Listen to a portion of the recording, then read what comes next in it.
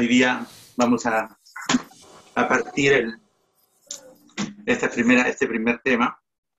La idea es compartir los temas de las 7 iglesias porque en cada uno el Señor nos está diciendo siempre algo distinto, ¿no?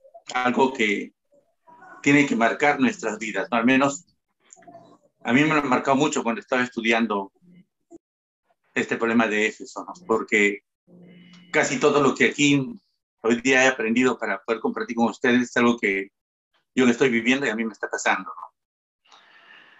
¿no? Entonces vamos a empezar, vamos a leer Apocalipsis. Yo había hecho el tema con la Biblia de Jerusalén, pero cuando vine a compartir con ustedes encontré mi Biblia del pueblo y veo que acá está mucho más bonito. Así que vamos a compartir desde la Biblia del pueblo hoy día. El texto que vamos a compartir hoy día es Apocalipsis 1, desde el versículo 9 hasta Apocalipsis 2, del versículo 7. Lo vamos a hacer muy rápido para tocar solamente los puntos importantes, porque creo que estamos un poquito tarde, ¿no? Dice así, lectura del Apocalipsis. Yo, Juan, hermano de ustedes, con quienes comparto las pruebas, el reino y la paciencia por Jesús, me encontraba exiliado en la isla de Patmos a causa de la palabra de Dios y del testimonio de Jesús. Un domingo se apoderó de mí el Espíritu y escuché detrás de mí una voz potente como de trompeta que decía: lo que ves, escríbele un libro y envíalo a las 7 iglesias: Éfeso, Esmirna, Pérgamo, Tiatira, Sardes, Filadelfia y la Odisea. Me volví para ver quién era la voz que me hablaba, y al volverme vi 7 lámparas de oro, y en medio de las lámparas una figura humana vestida de larga túnica, el pecho ceñido de un cinturón de oro, cabeza y cabellos blancos como la lana blanca o como nieve, los ojos como llama de fuego, los pies como de bronce brillante y acrisolado, la voz como el estruendo de aguas torrenciales. En su mano derecha sujetaba 7 estrellas, de su boca salía una espada afilada de doble filo, su aspecto como el sol brillando con toda su fuerza. Al ver esto cayó a sus pies como muerto, pero él, poniéndome encima la mano derecha, me dijo: no temas, yo soy el primero y el último, el que vive. Estuve muerto y ahora ves que estoy vivo por los siglos de los siglos. Y tengo las llaves de la muerte y el abismo. Escribe lo que viste, lo de ahora y lo que sucederá después. Este es el símbolo de las 7 estrellas que viste en mi mano derecha y de las 7 lámparas de oro. Las 7 estrellas son los ángeles de las 7 iglesias, las 7 lámparas son las 7 iglesias. Al ángel de la iglesia de Éfeso, escríbele: esto dice el que sujeta en la mano derecha las 7 estrellas, el que camina entre las 7 lámparas de oro. Conozco tus obras, tus fatigas, tu paciencia, que no toleras a los malvados, que has sometido a prueba a los que se dicen apóstoles sin serlos, y has comprobado que son falsos. Has soportado y aguantado por mi causa sin desfallecer. Pero tengo algo contra ti, que has abandonado tu amor del principio. Fíjate de dónde has caído. Arrepiéntete y haz las obras del principio. De lo contrario, si no te arrepientes, vendré y removeré tu lámpara de tu puesto. Sin embargo, tienes a tu favor esto, que detestas la conducta de los nicolaitas, que yo la detesto. El que tenga oídos, escuche lo que dice el Espíritu a las iglesias. Al vencedor le permitiré comer el árbol de la vida que está en el paraíso de Dios. Palabra de Dios.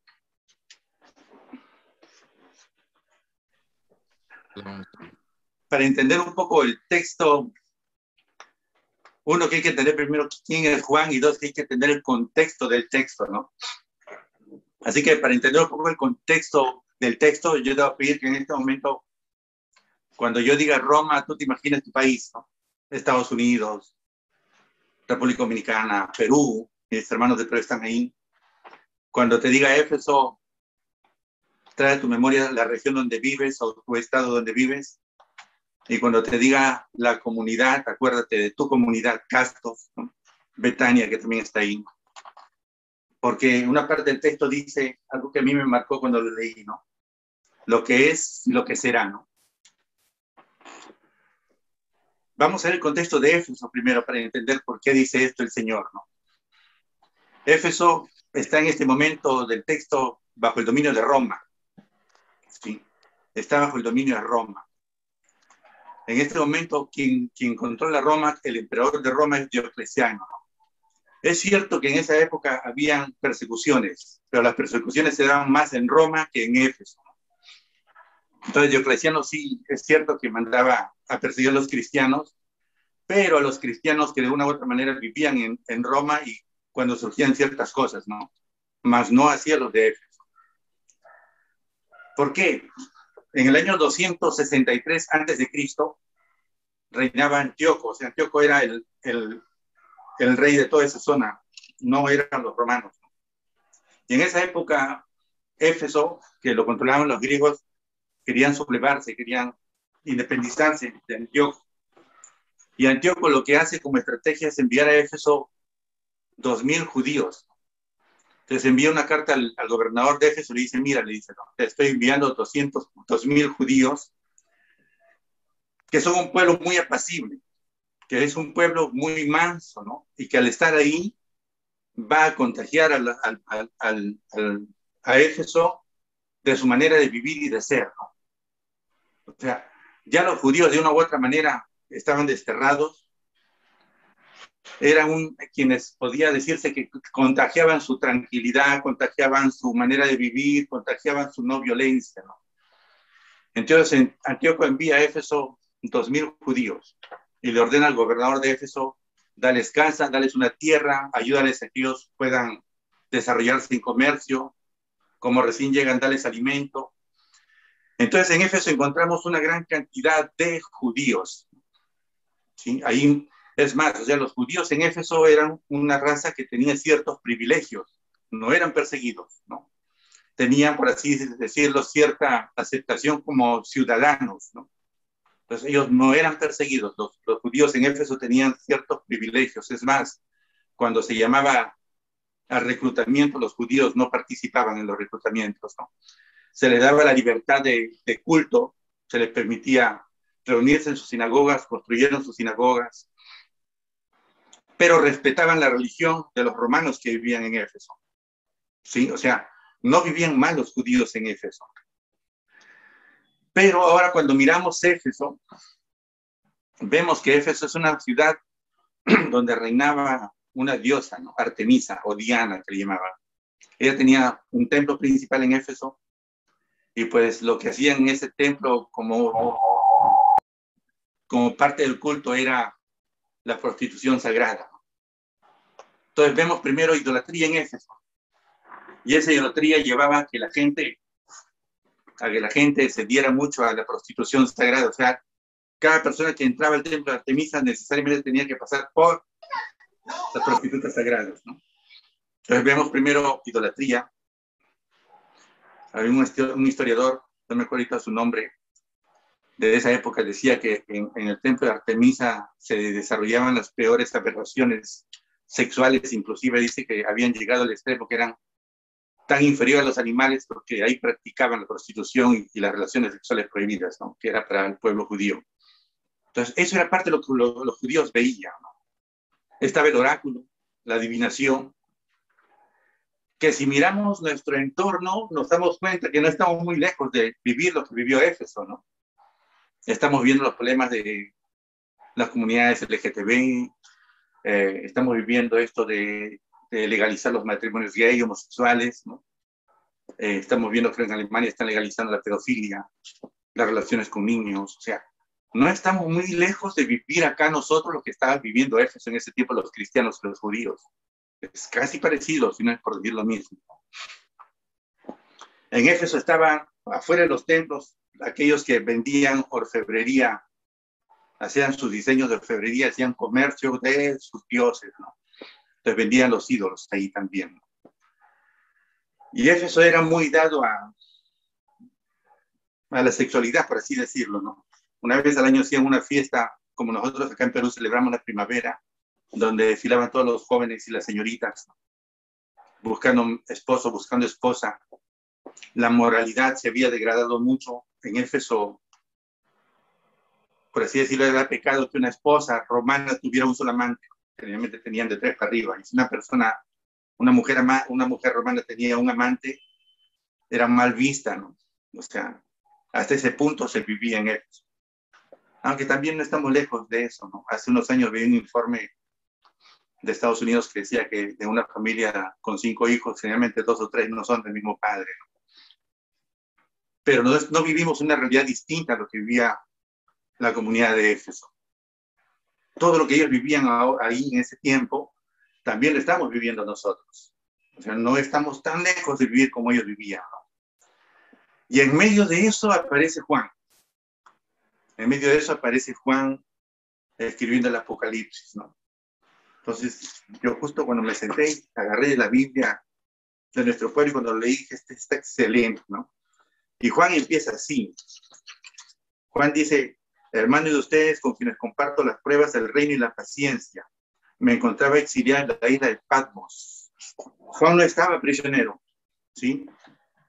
Juan estaba exiliado, o sea, había ido a Patmos porque había habido muchos problemas en cuanto a defender la doctrina, ¿no? Recuerden que en Éfeso fue cuando Pablo comenzó a condenar a aquellos que tenían ídolos paganos y los orfebres levantaron a la gente contra Pablo hasta expulsarlo de Éfeso, ¿no? Entonces, aquí Juan está en Éfeso, no en una cárcel, está en un lugar exiliado, separado, apartado, ¿no? Tampoco hay una mina, ¿no? Estaba viendo una película donde habían minas y todo eso, que Juan estaba ahí, tanta cosa, y no es así, ¿no? Juan estaba separado ahí por causa de la palabra de Dios, ¿no? Y él dice lo mismo ahí, ¿no? Dice, comparto las pruebas, dice, ¿ven? O sea, él no dice que está en la cárcel. Yo comparto sus pruebas, comparto sus dificultades, comparto sus penurias, le dice, ¿no? El reino y la paciencia por Jesús, porque en ese tiempo el pueblo cristiano pensaba que Jesús iba a volver pronto. Entonces vivían expectantes de que Jesús venía, ¿no? Y ahora que estamos viviendo estos tiempos de la pandemia, también muchos estamos expectantes de los últimos tiempos, ¿no? El Señor ya viene, ¿no? El Señor ya viene, ¿no? Entonces, como que no estamos muy lejos de vivir lo que está viviendo Juan aquí en el contexto, ¿no? Por causa de la palabra, dice Juan, por causa de haber defendido la doctrina, la palabra de Dios. Por eso está exiliado en Patmos. Yo siempre cuando le comento los estudios, yo siempre me gusta mucho buscar el texto griego porque dice mucho, ¿no? Los textos griegos dicen que Juan no lo mandaron a ser exiliado, sino él fue exiliado por iniciativa propia, ¿sí? O sea, no es que alguien lo agarró preso y lo mandó, no. Él fue, o sea, él se aisló solo para que no ser causa de los problemas que vivía la comunidad cristiana en Éfeso, ¿no? Eso, hasta que Juan tiene este éxtasis con el Señor que le habla y le dice, escribe a las 7 iglesias, ¿no? Para mí discernir o estudiar un poco esto, lo que significan las figuras, los símbolos de cómo Jesús se le manifiesta a Juan. A veces uno tiene temor de tocarlos, ¿no? Pero me busqué entre los doctores de la iglesia y encontré un libro muy bonito de Cesareo de Arles, es un santo que escribió un libro del Apocalipsis y él habla muy bonito de lo que significa la visión de Juan, ¿no? Entonces, un poco vamos a compartir eso para entender todo lo que significa estas figuras, ¿no? Dice, y al volverme vi 7 lámparas de oro y en medio de las lámparas una figura humana vestida de larga túnica, vestida de larga era Jesús, ¿no? El pecho ceñido de un cinturón de oro, dice. Por eso agarré esta Biblia, porque Jerusalén no dice pecho, no dice otra palabra. Pero el texto más cercano dice, el pecho ceñía un cinturón de oro, o sea, el pecho es esto. O sea, el cinturón no está en la cintura, ¿no? Está debajo del pecho, ¿sí? Por eso es importante muchas veces buscar el texto más original y más cercano. Entonces, ¿qué significa el cinturón de oro alrededor del pecho, no? Cesareo dice que los pechos significan el Antiguo y el Nuevo Testamento, ¿no? Las dos. Y el cinturón de oro significa los santos que han sido moldeados por la humillación, por el Cristo, aquellos que han sido santificados ahora por la palabra de Dios, ¿no? Por eso son de oro. Entonces, es la comunidad de los santos que está alrededor, siempre tomando de la palabra de Dios. Eso es lo que dice Cesareo, ¿no? Y eso es importante porque En Juan ninguna figura se da por nada, ¿no? Todo tiene un significado profundo en Juan, ¿no? Entonces dice el Antiguo, el Nuevo Testamento y el cinturón de los santos que alrededor de la palabra de Dios se nutren de ella, ¿no? ¿Qué más dice? Cabeza y cabellos blancos como la lana blanca o como la nieve. La cabeza y el significado de lo blanco es la sabiduría, ¿no? Pero él dice que la cabeza como lana blanca es porque Jesús es el buen pastor y nosotros somos las ovejas, ¿no? Por eso es como lana, ¿no? Y blanca porque es la comunidad de los bautizados, de los catecúmenos, ¿no? Y como la nieve nos hace recordar lo que dice el Salmo 51, ¿no? Que los pecados las limpia como la nieve. O sea, aquellos que han sido limpios del pecado son puros y santos, están ahí, ¿no? Ahí están. Los ojos como llama de fuego, dice, ¿no? Que los ojos como llama de fuego simboliza los 10 mandamientos que están siempre a la expectativa de que se cumplan en el pueblo de Dios. Eso es lo que dice Cesáreo, ¿no? Los pies como de bronce brillante y acrisolado es la iglesia perseguida, dice Cesáreo, ¿no? De bronce porque es fuerte y la iglesia se mantiene, ¿no? Pero dice acrisolado porque la iglesia siempre es perseguida, ¿sí? La iglesia siempre es humillada y perseguida, ¿no? Y a través de esas humillaciones y de las persecuciones la iglesia se santifica. Es bonito lo que dice Cesáreo, a mí me encanta. Ya de ahí viene, a ver, dice, su voz como el estruendo de aguas torrenciales se refiere a la fuerza del Espíritu Santo que viene en los pueblos y las baña con la palabra de Dios, ¿no? Y su boca como una espada de doble filo, ya lo hemos compartido en Efesios, ustedes ya lo conocen eso, ¿no? Entonces, eso es lo que dice Cesáreo, ¿no? Muy, muy bonito, a mí me encantó cuando lo leí. Y aquí viene lo que dice Jesús, ¿no? Dice, escribe lo que viste, lo de ahora, o sea, lo que están pasando ahí, y lo que sucederá después, que es lo que estamos pasando nosotros. Si miramos los contextos de ese tiempo y el nuestro, no hay casi ninguna diferencia, estamos viviendo lo mismo, ¿no? Estamos viviendo lo mismo. Mira tu entorno, mira tu estado, mira tu país, ¿no? Es más, o sea, cuando vemos el contexto político, social, el emperador de Roma siempre tenía problemas con el gobernador de Éfeso porque se valía del cargo para lucrarse, ¿no? Para tener más poder, para lucrarse, para valerse las cosas, ¿no? Y pues es algo que también lo estamos viviendo ahora. Y también lo viven ustedes con su presidente y sus estados independientes, donde cada gobernador hace lo que quiere, ¿no? Acá también es parecido, ¿no? O sea, no estamos muy lejos de todo eso, ¿no? Y dentro de todo eso ya viene el Señor a mirar a la iglesia de Éfeso. Viene a mirar a la iglesia de Éfeso, ¿no? Cuando habla de el ángel de la iglesia, al ángel de la iglesia de Éfeso, el texto griego no está haciendo referencia a un ser angelical. No, está haciendo referencia al que da el mensaje y la palabra de Dios a la comunidad cristiana de Éfeso, al obispo o al pastor de la comunidad de Éfeso, ¿no? Entonces, aquí el ángel representa al responsable de la comunidad, ¿no? Ahí sí. No sé quién es el responsable de Castro, ¿no? Es como si fuera su ángel. A él se dirige, ¿no? Esto dice el que sujeta en la mano derecha las 7 estrellas, que sabemos que son la iglesia, el que camina entre las 7 lámparas de oro.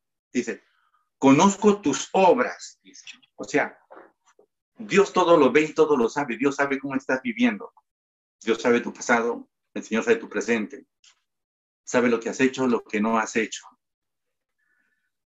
Conozco tus fatigas, tu paciencia y que no toleras a los malvados que has sometido a prueba. Aquí hay un problema bien fuerte, ¿no? Y miren, el Señor está ensalzando a Éfeso. O sea, le dice, ¿no? Conozco tus obras, conozco tu paciencia, dice, ¿no?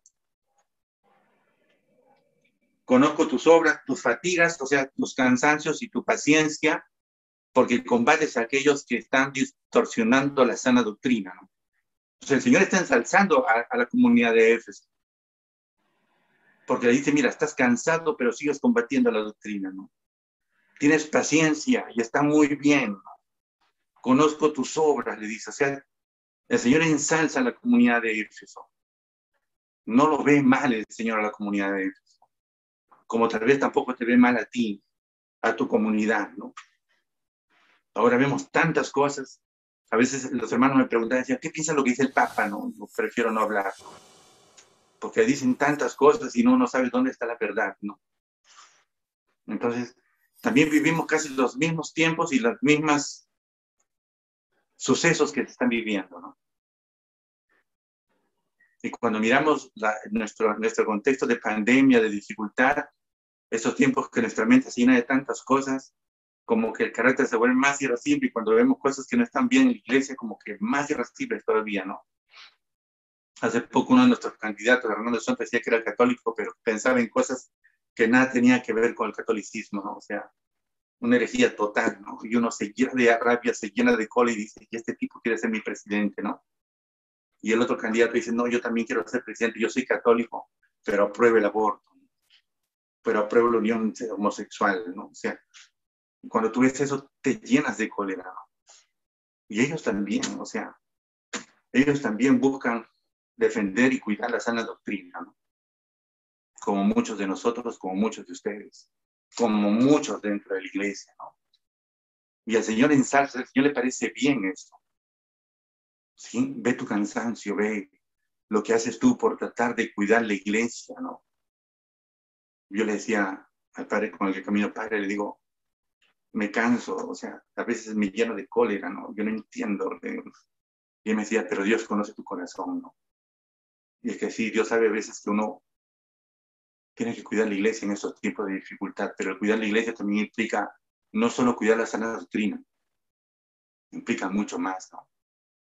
Entonces estas palabras de Jesús nos cae a pelo estos tiempos, porque Él ve tu cansancio de cuidar la iglesia, ve tu paciencia, o a veces como Juan que está ahí, ¿no? Señor, ¿cuándo vienes? ¿Hasta cuándo ya, no? Señor, esto ya no tiene solución, ¿no? Ya ven pronto. Y viene Jesús y te dice, no, mira, veo tus obras, tu cansancio, tu paciencia, ¿no? Veo cómo has puesto a prueba a aquellos que son falsos apóstoles. Yo te ensalzo por eso, Jesús se alegra por eso, ¿no? Pero ahí viene el lado fuerte de Jesús, ¿no? Y que muchas veces nos traspasa a nosotros, ¿no? Dice, has soportado y aguantado por mi causa sin desfallecer. Sigue el Señor ensalzando a la comunidad, ¿no? Sigue ensalzando el Señor a la comunidad. Sigue ensalzando. Pero tengo algo contra ti, dice Dios. Tengo algo contra ti. Has abandonado tu amor del principio. Has abandonado tu amor del principio. Qué difícil, o sea. El Señor nos dice, has dejado de amar. Dice, has abandonado tu amor del principio. Has abandonado tu primer amor. Eso es lo que dice el Señor. Tengo eso contra ti, ¿no? Que has dejado de lado cuando nos conocimos, cómo nos amamos, cómo vivíamos en el amor. Eso lo has dejado para atrás, ¿no? El defender la sana doctrina ha hecho que comiences a mirar sin sentimientos, ¿no? Has amado, has odiado el pecado, pero también has odiado al pecador. Eso es lo que está diciendo el Señor. No has dejado, ¿no? Porque si tú tuvieras dentro de ti siempre el primer amor, todo lo harías con alegría, todo lo harías con misericordia, defenderías la doctrina, pero siempre sintiendo amor a los demás, sin dejar de lado el amar al enemigo, como nos enseñó el Señor, ¿no? Y eso es lo que Dios tiene contra Éfeso, ¿no? Y contra muchos de nosotros también. Por eso entiendo que yo me moví a estudiar esto, porque yo soy uno de estos, ¿no?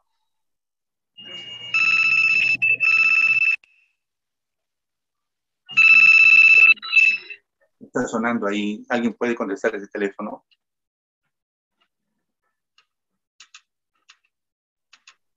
Diga.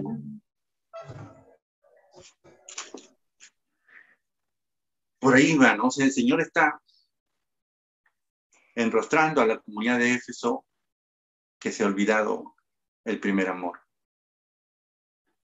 ¿Cómo empezaste? A veces yo siempre cuando trato de discernir lo que Dios nos dice, lo llevo a la familia, ¿no? A una relación de pareja, por ejemplo, ¿no? ¿Cómo la conociste, no? Cómo cuando la ibas a ver te cambiabas, te lavabas la cara, te peinabas, te perfumabas, todo bonito, chévere, ¿no? Hacías lo mejor de ti para impresionar, ¿no?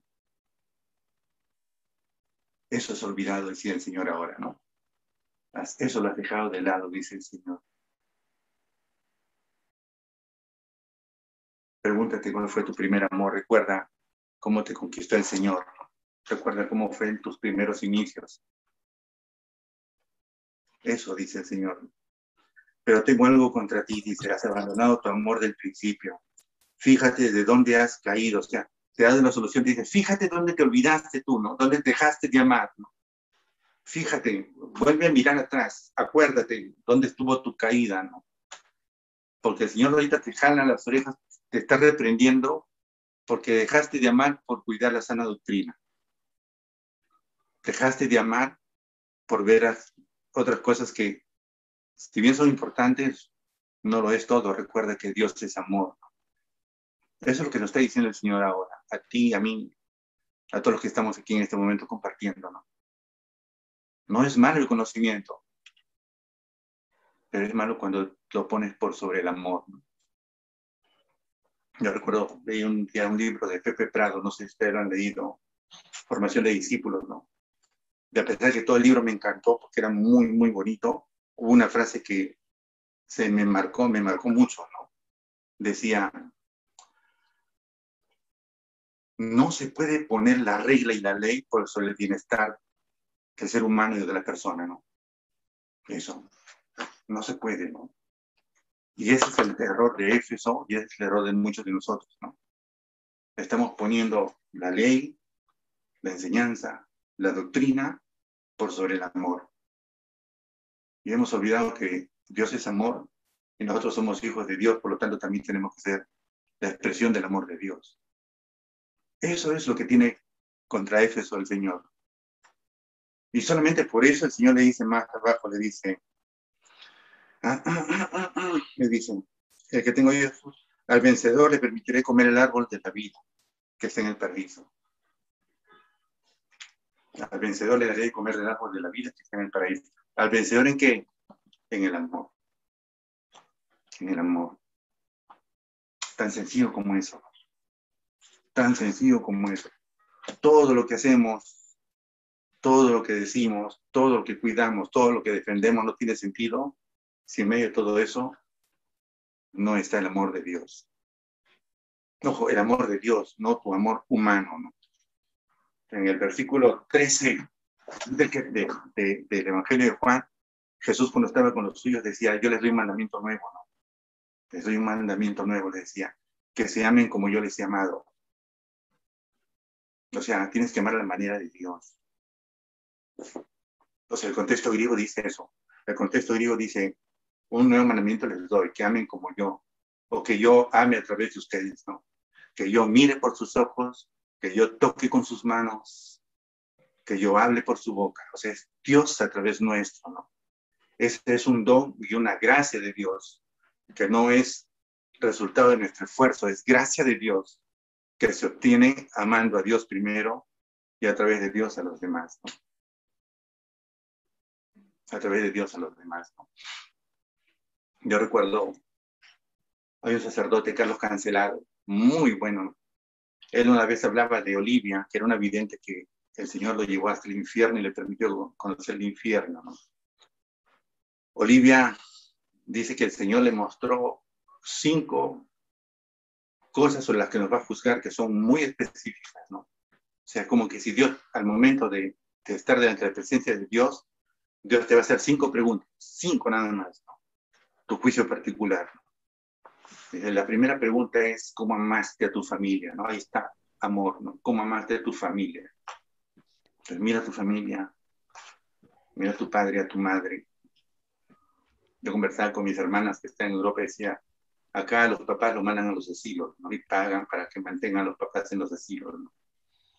¿Cómo está ese amor a tus padres, ¿no? ¿Cómo está el amor a tu madre, a los tuyos, a tu entorno? ¿Cómo está ese amor, ¿no? Es la primera pregunta que Dios te va a hacer cuando estés en su presencia. Te va a juzgar en cómo amaste a tu familia, ¿no? La segunda pregunta que dice Olivia que Dios hace a la gente cuando está en su presencia es, cómo has amado al prójimo, cómo amaste al prójimo, o sea, cómo ha sido tu dar de beber al sediento, dar de comer al hambriento, vestir al desnudo, visitar al que está en la cárcel. ¿Cómo está? ¿Cómo está? Pregunta para que medites todo este tiempo, ¿no? Porque Dios te va a preguntar, es lo que dice Olivia, ¿no? La tercera pregunta que te hace Dios es tu amor a las cosas del mundo. Recuerden que tenemos tres enemigos, mundo, demonio y carne.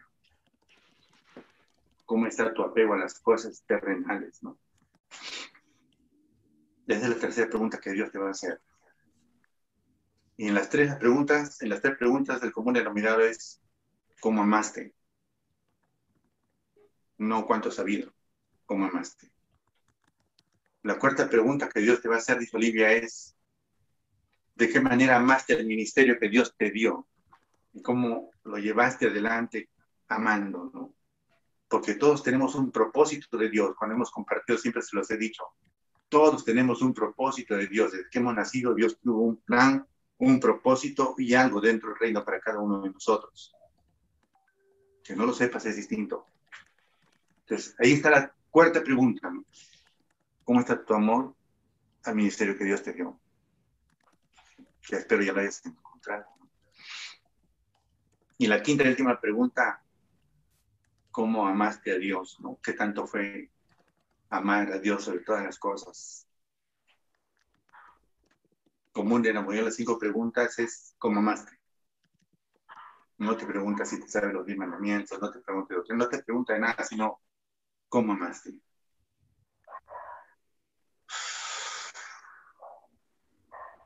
Para reflexionar estos tiempos, ¿cómo amaste, no?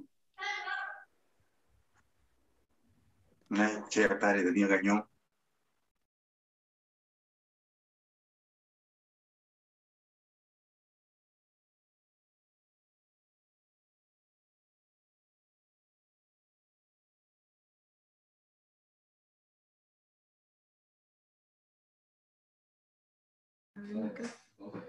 Roberto, un momentito que no se escucha.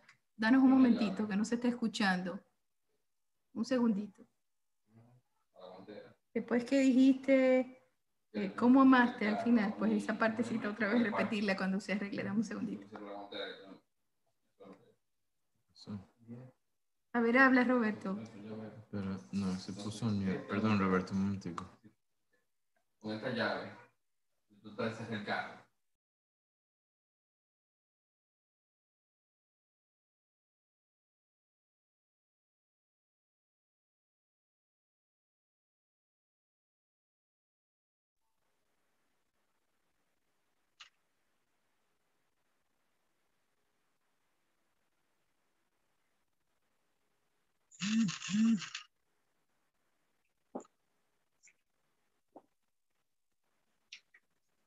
A ver, Roberto. Hola, ahora sí. Sí. Sí, Roberto. Ok. Listo. ¿En qué nos quedamos? En las 5 preguntas ya está, ¿no? Sí, el resumen, ¿cómo amaste? Exacto, sí. ¿Cómo amaste a Dios? Sí. Gracias. O sea, las 5 preguntas ya están hechas, ¿no? O sea, ya está grabado ahí. Entonces, las 5 eran ¿cómo amaste a tu familia? ¿Cómo amaste al prójimo? ¿Cómo amaste las cosas del mundo? ¿Cómo amaste tu ministerio? ¿Y cómo amaste a Dios? ¿No? En las 5, ¿cómo amaste? Entonces, cuando Padre Daniel Gañón hablaba un día, Padre Daniel Gañón contó una historia acerca del apóstol Juan cuando se queda con la Virgen María. Él cuenta que el apóstol Juan lleva a la Virgen María a Éfeso, ¿no? Y en Éfeso está la casa de la Virgen María, ¿no? Es que cuando llegan a Éfeso encuentran toda una revuelta en la comunidad cristiana porque habían hecho una parroquia. La primera parroquia del mundo católico se construyó en Éfeso, ¿no? Pero ¿cuál era el revuelto? Que no sabían si llamarle Theotokos o Christotokos, ¿no? O sea, Theotokos es María, Madre de Dios, ¿no? Y Christotokos es María, Madre de la parte humana de Cristo, no de la divina, ¿no? Pero cuando llega Juan dice que toda la comunidad se alegra porque sabían que como Juan había estado tiempo con el Señor, pues Juan más que nadie iba a dar la respuesta, ¿no? Entonces Juan le dice, no es Christotokos, es Theotokos, es María, Madre de Dios, ¿no? Entonces la primera parroquia en el mundo católico se llama María, Madre de Dios, ¿no? Entonces invitan a Juan porque decían, Juan conoció al Señor, caminó con él nos va a contar cómo vivió con el Señor. Entonces invitan a Juan a la primera misa. En la primera misa Juan le dice que la gente estaba esperando expectativa que iba a decir, ¿no? En la primera misa Juan dice, si nos amamos unos a otros, Dios permanece en nosotros y su amor ha llegado en nosotros a su plenitud, ¿no? Es la primera prédica que da Juan en Éfeso, ¿no? Bueno, ya, amémonos, ¿no? La plenitud del amor en nosotros. Y a la otra semana hablará Juan, ¿no? De las cosas que vivió con el Señor, ¿no? A la segunda semana otra vez invitan a Juan a la misa y Juan dice, Dios es amor y quien permanece en el amor permanece en Dios y Dios en él, ¿no? Otra vez el amor, ¿no? Ya en la próxima Juan hablará de sus caminatas con el Señor, ¿no? Y la tercera semana Juan dice, quien no ama a su hermano, a quien no ve, no puede amar a Dios a quien no ve. Entonces la comunidad se acerca y dice, Juan, le dice, no, Juan, ¿cómo es esto, no? Nosotros estábamos esperando que tú nos hablaras de los tiempos que pasabas con Jesús, de las cosas que vivías con Jesús, ¿no? Y no nos estás contando nada, ¿no? Entonces Juan le dice, hermano, le dice, no, es que si ustedes se aman, como Él nos pide que nos amemos, no hay nada más de qué hablar. Y eso es cierto, porque Dios es amor, ¿no? Perdón, un ratito. Ay, Dios mío. Ya. Entonces, ese es el gran problema de Éfeso, y muchas veces también es el gran problema de nosotros, y también es mi gran problema, ¿no? Yo cuando leía esto y lo estudiaba y profundizaba, decía, Señor, ¿sabes por qué me has pedido que profundice esto, no? Yo me acuerdo, yo busqué a Dios toda mi vida lo busqué desde que tuve esa razón. Y lo busqué no solamente en las Biblias, tengo como 8 versiones de Biblias de mi búsqueda. Lo busqué en la teología, lo busqué en los estudios, todo, y el día que yo le encontré al Señor, en una experiencia con un hermano de oración, se los comenté un día, ¿no? Yo caí en el suelo, que fue mi única vez que tuve un descanso en el espíritu, y allí con los ojos cerrados vi una luz pequeña que fue haciendo grande, grande, grande, por única vez escuché esa voz que me decía, yo no soy un Dios que vive en tu razón, ni en tu conocimiento, ¿no? Así era la voz que me decía. Yo no soy un Dios que vive ni en tu razón, ni en tu conocimiento, decía, ¿no? Yo soy un Dios de amor y de misericordia. Tú hablas de mí, pero no me conoces. Tú dices mucho de mí, pero no amas como yo, ¿no?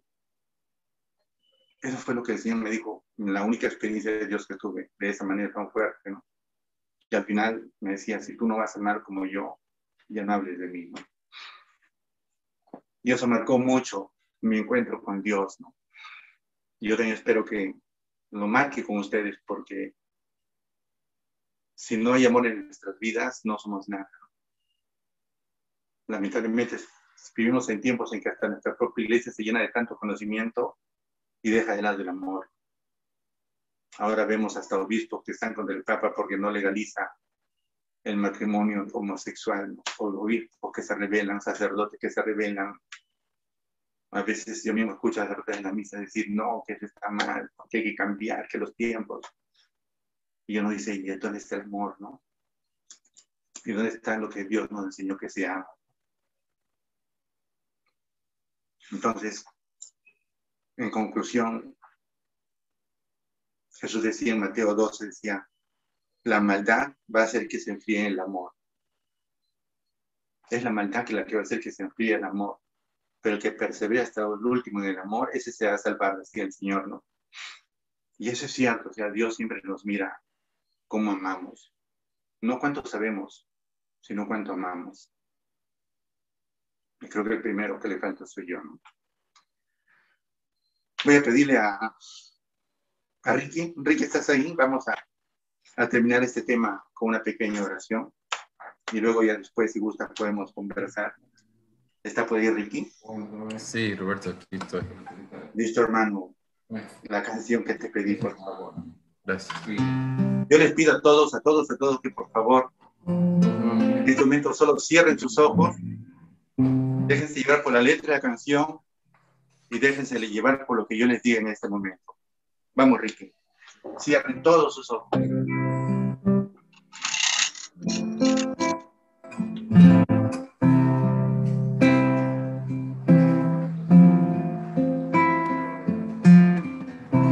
Cada vez que veo tus manos,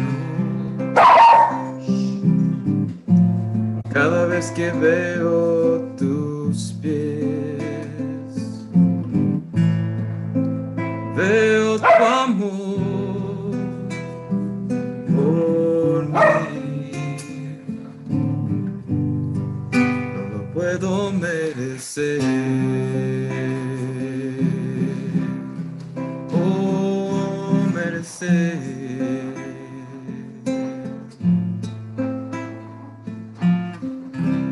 Cada vez que veo tu rostro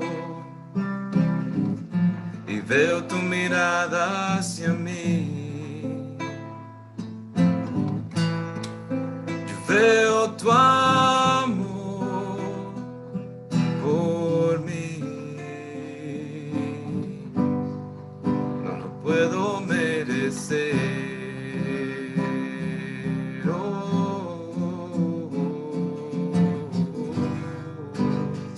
Y te amo, te amo, te amo, con las fuerzas de mi corazón,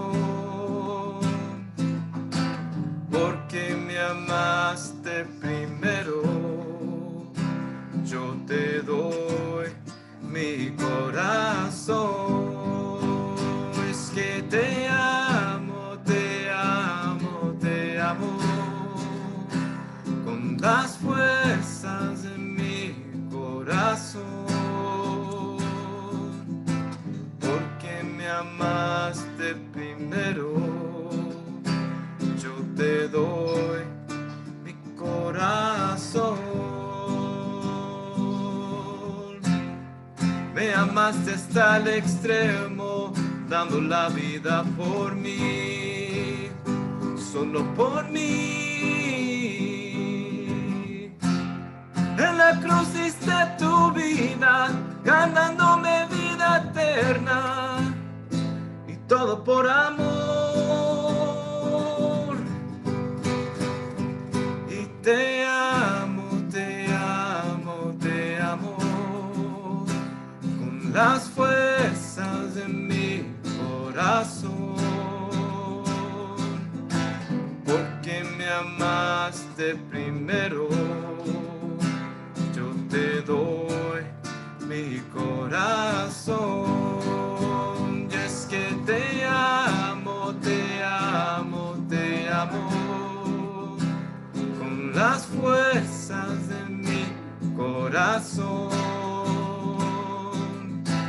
porque me amaste primero.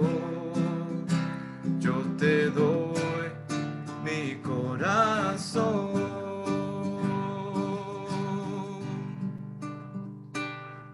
Mi corazón.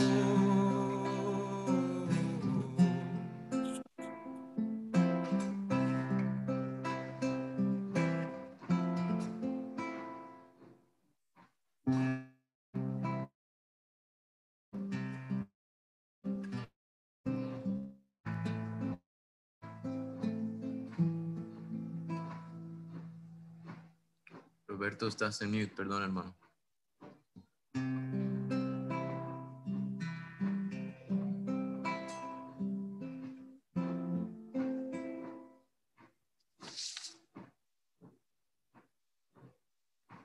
Dios mío. No toque el screen, perdón. Un momento.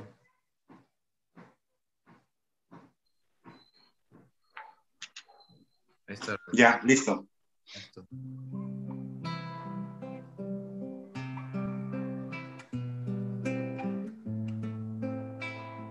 Hay un pequeño párrafo donde Jesús dice: mira dónde has caído y empieza de nuevo.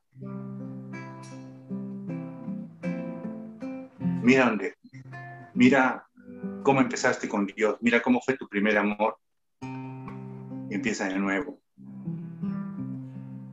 Cuando Jesús decía, vuelvan a Galilea, Jesús estaba diciendo, vuelvan a empezar de nuevo.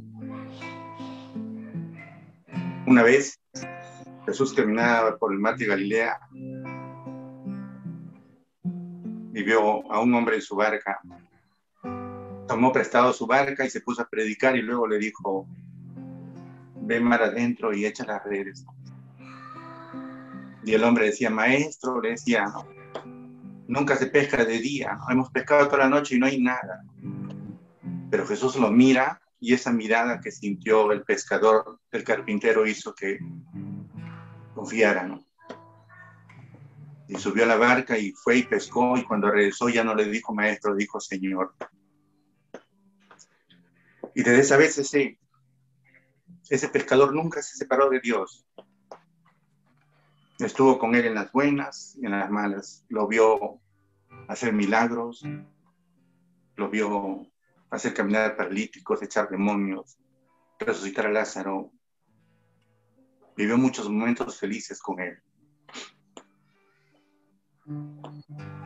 Recuerda cómo lo conociste ahora, ¿no? Recuerda cómo lo conociste. Vuelve a empezar tu primer amor. Recuerda cómo era tu vida al comienzo, cuando lo conociste, la alegría del comienzo, la alegría de caminar en él, cómo fue tu primer tiempo con Dios, ¿no? Acuérdate, recuérdalo, ¿no? Pero así como hay tiempos buenos, también hay tiempos malos, ¿no? Hoy día vemos en el Evangelio que Jesús lo querían apedrear. Y un día cuando el maestro le dijo que tenía que ser crucificado, a este pescador no le gustó la idea, ¿no? Y le dijo, Señor, yo no te voy a dejar nunca, nunca, nunca, le decía. Lo amaba tanto que nunca quería dejarlo. Y Jesús le dijo, antes de que cante el gallo, tú me habrás negado 3 veces. Y esa noche, cuando Jesús estaba con su madero camino al Calvario, una niña, lo miró a este pescador y le dijo, tú eres uno de ellos, y lo negó. Y por segunda vez le dijo, tú eres uno de ellos, y lo negó. Y por tercera, tú eres uno de ellos, y lo volvió a negar. En esto escuchó cantar el gallo.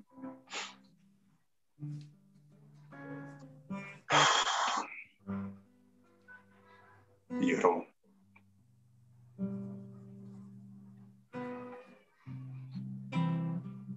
Cuando el Señor fue crucificado y al tercer día volvió, el Señor fue al mismo mar donde lo encontró la primera vez, ¿no? Por eso el texto decía, vuelve a empezar de nuevo, ¿no? En el mismo mar de Galilea, en el mismo día, ahí estaba Jesús resucitado, mirándolo a él en el mar con su barca vacía, ¿no? Ahí lo estaba haciendo volver a la primera vez, ¿no? La primera vez que se encontró con él, la primera vez que no pescó, y la primera vez que le dijo, echa tus redes a la derecha. Y este pescador que no había pescado nada, echó las redes a la derecha y pescó tanto que no podía subir la red. Y el que más amaba, lo vio y dijo, mira, es el Señor, ¿no? Y este hombre triste y cabizbajo se tiró al agua corriendo y nadó hacia donde estaba el Señor. Y todo el desayuno él no tenía nada que decirle a Dios, que no sabía qué decirle al Señor. Entonces el Señor lo toma y lo lleva a un costado. Y el Señor le hace 3 preguntas a él, 3 nada más, ¿no? Pero no lo vamos a leer con la Biblia en español, lo vamos a leer con el texto griego. Y yo quiero que cada pregunta que Dios le hizo a este pescador, el Señor te la haga a ti ahora. Tú, en tu corazón, le vas a dar la respuesta.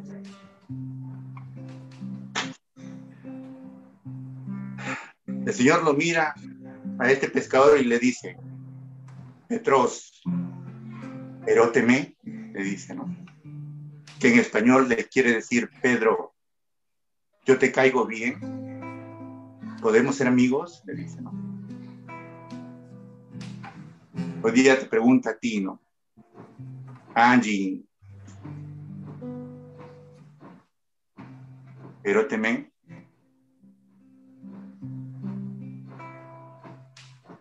Daniela, Carla, Jessica, Elín, Eróteme. Hoy día le pregunta al Señor la primera pregunta. ¿Yo te caigo bien? ¿Podemos ser amigos? Esa es la primera pregunta, en realidad, en el castellano. Y Pedro le dice, sí, Señor. Apacienta mis ovejas, le dice el Señor. Y luego viene la segunda pregunta, ¿no? La segunda pregunta en el texto griego es Petros. Filióteme. Ricky, filióteme. ¿Qué quiere decir? ¿Me quieres como a uno de tus hermanos? ¿Me quieres como a uno de tu familia? Eso quiere decir. Y hoy día el Señor te hace esa misma pregunta, esa segunda pregunta, ¿no? Filióteme, ¿me amas como a tu hermano? ¿Me amas como a uno de tu familia? Y Pedro le dijo, sí, Señor, te amo como a uno de mi familia, como a uno de mis hermanos. Y el Señor le dice, apacienta mis ovejas. Pero el Señor lo quiere llevar a Pedro aún más al fondo, ¿no? Y le hace la tercera pregunta que a Pedro lo parte en dos. La tercera pregunta dice, Pedro, le dice, ¿no? Petros, le dice, ¿no? Agapétome, le dice, ¿no? Que en castellano quiere decir, ¿me quieres igual como yo te quise cuando te miraba colgado desde la cruz? Le dice a Pedro, ¿no?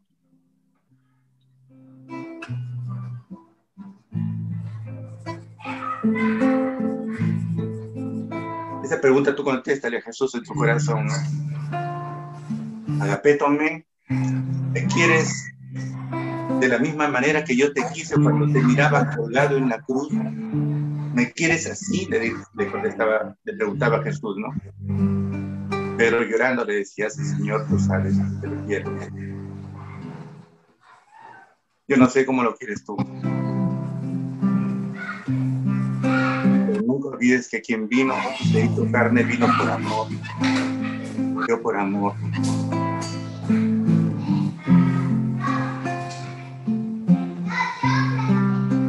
Señor, te amo, gracias por esta noche, por este compartir, por todo lo que estamos acá. Y te pedimos que nos enseñes a amar así como tú nos amaste cuando nos mirabas, Señor, desde la cruz, muriendo por nosotros.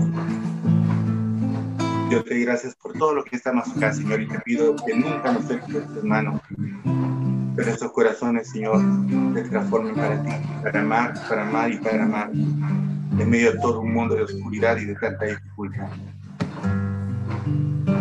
Amén. Amén. Cada vez que veo tus manos,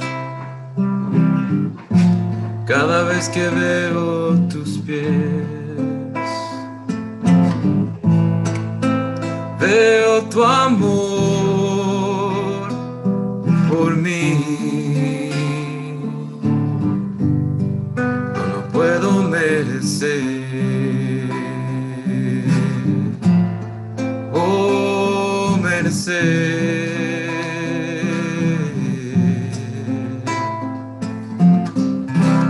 Cada vez que veo tu rostro y veo tu mirada hacia mí, yo veo tu amor por mí. No lo puedo merecer. Y te amo, te amo, te amo, con las fuerzas de mi corazón, porque me amaste primero. Yo te doy mi corazón y te amo, las fuerzas de mi corazón, porque me amaste primero y te doy mi corazón. Me amaste hasta el extremo, dando la vida por mí, solo por mí. En la cruz diste tu vida, ganándome vida eterna, y todo por amor. Y te amo, te amo, te amo, con las fuerzas de mi corazón, porque me amaste primero, yo te doy mi corazón. Y es que te amo, te amo, te amo, con las fuerzas de mi corazón,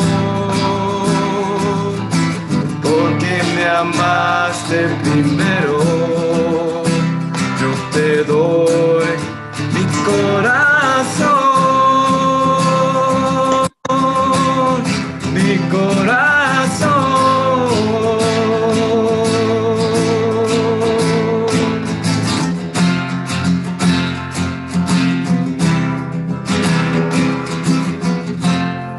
Te doy mi corazón, te doy mi corazón.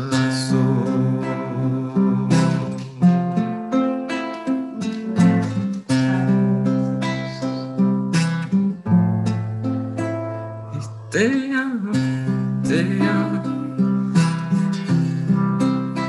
con las fuerzas de mi corazón,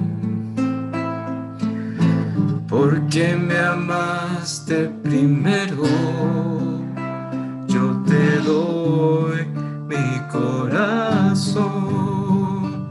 Es que te amo, te amo, te amo, con las fuerzas de mi corazón, porque me amaste primero, yo te doy mi corazón, mi corazón.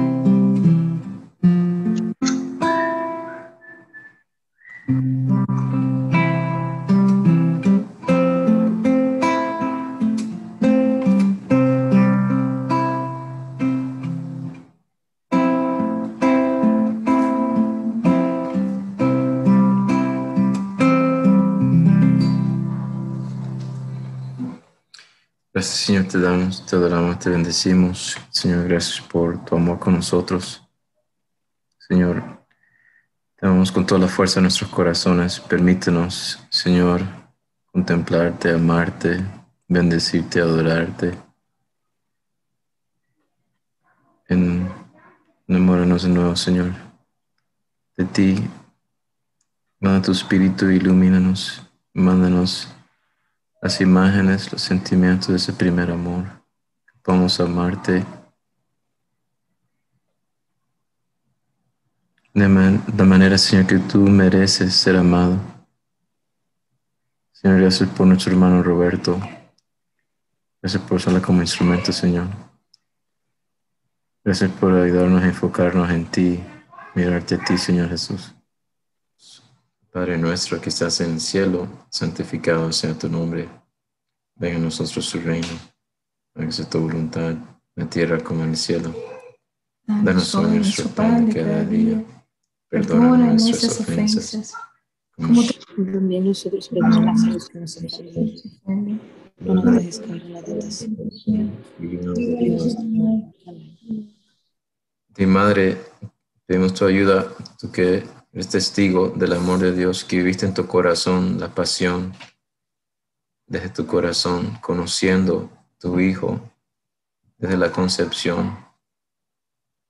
Te pedimos, Madre, que también nuestros corazones sean moldeados por tus manos, Santa Madre, para poder acompañar a Jesús de la manera apropiada que Él merece ser acompañado.